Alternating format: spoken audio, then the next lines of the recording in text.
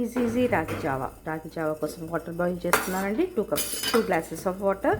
2 glasses of వాటర్కి ఒక 3 spoons of రాగి పొడి తీసుకోవాలి. ఈ విధంగా కలుపుకోవాలండి.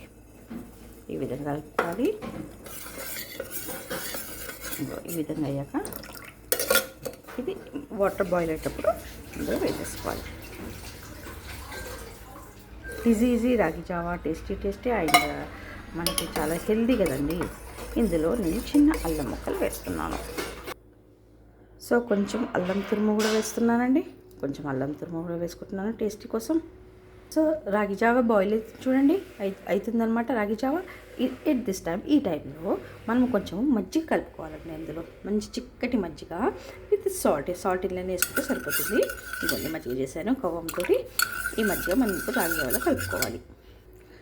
బాయిల్ అయిపోయాక స్టవ్ ఆఫ్ చేసేసాను. రాగి జావ మంచిగా ఉడికింది.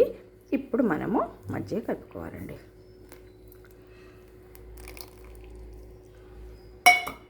చూడండి ఎంత బాగుందో రాగి జావ.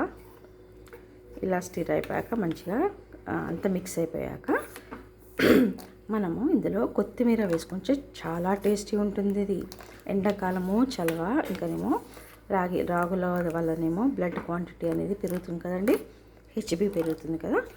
సో ఇప్పుడు మనం కొత్తిమీర వేసుకోవాలి. మంచిగా కలిపేసాం కొత్తిమీర. చూడండి టేస్టీ రాగి జావా. సో రాగి జావా రెడీ. ఒక 2 మినిట్స్ ఇలా స్టవ్ మీద అంటే స్టవ్ మంట లేదు, బట్ ఇలాగే రీటైన్ చేసి తాగాలండి.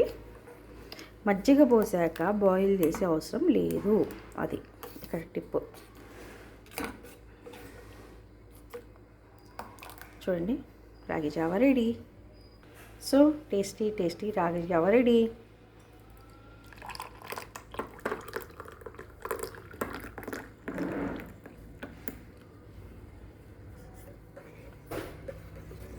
Please taste it, share చేయండి అండ్ సబ్స్క్రైబ్ కూడా చేయండి. Viewers please encourage me. ఓకేనండి. Bye viewers. see you with another new recipe, different type of recipe. Bye everyone.